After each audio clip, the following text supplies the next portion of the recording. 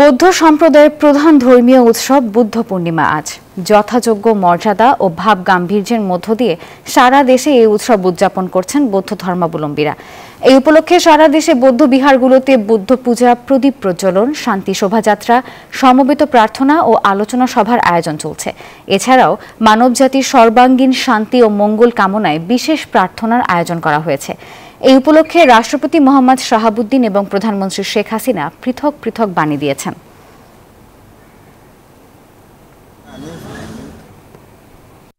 ধন্যবাদ নাফিসা। আমি এখন আছি আন্তর্জাতিক বৌদ্ধবিহার মেরুলবাড্ডা। সেখানেও কিন্তু নানান আয়োজন চলছে। সকাল থেকেই মূলত বৌদ্ধ সম্প্রদায়ের লোকজন এখানে এসে নানা আয়োজন চলছে। এখন এখানে প্রার্থনা চলছে এবং মন্দিরগুলো বিভিন্ন রূপে সেজেছে। দেশের বৌদ্ধ সম্প্রদায়ের প্রধান ধর্মীয় উৎসবকে কেন্দ্র করে কিন্তু এর নানা মর্যাদায় কিন্তু পালন হচ্ছে দিবসটি। এই উপলক্ষে এখন কিছুক্ষণ আগে বুদ্ধ পূজা, তারপরে প্রদীপ প্রজ্বলন, এরপর শান্তি শোভাযাত্রা হবে, তারপর ধর্মীয় আলোচনা হবে। সবকিছু মিলিয়ে কিন্তু নানান আয়োজন কিন্তু করা হয়েছে। এখানে আমরা দেখাচ্ছি আপনাকে যেখানে প্রার্থনা হচ্ছে।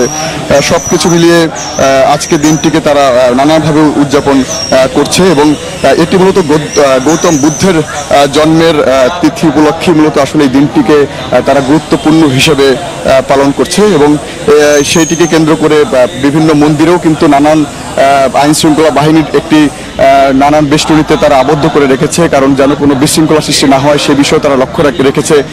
কিছুক্ষণ পরে আমরা যেটি আপনাকে জানিয়ে রাখি যে 11টার দিকে এখানে পুলিশ প্রধান আসবেন, তিনি আইন শৃঙ্খলা পর্যবেক্ষণ করবেন। সবকিছু মিলিয়ে কিন্তু ঢাকার রাজধানীতে যে কয়েকটি মন্দির রয়েছে, বৌদ্ধ মন্দির, সেগুলো কিন্তু নিরাপত্তার চাদরও ঢাকা রয়েছে এবং তারা যেন সহজে বৌদ্ধ মন্দিরগুলোতে গিয়ে তাদের প্রার্থনা করতে পারে, সব বিষয় কিন্তু লক্ষ্য রাখা হচ্ছে এবং সবকিছু আইন শৃঙ্খলা তদারকিতে আসলে চলছে।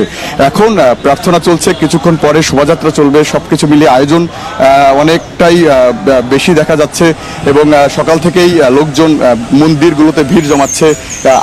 আসা শুরু হচ্ছে এখন, কিন্তু সামনে আরো বাড়বে। তো সবকিছু মিলিয়ে বৌদ্ধ মন্দিরগুলো নানান সাজাচ্ছে। তো এই ছিল আমার কাছে আন্তর্জাতিক বৌদ্ধ বিহার মেরুলবাড্ডা থেকে সর্বশেষ। নাফিসা।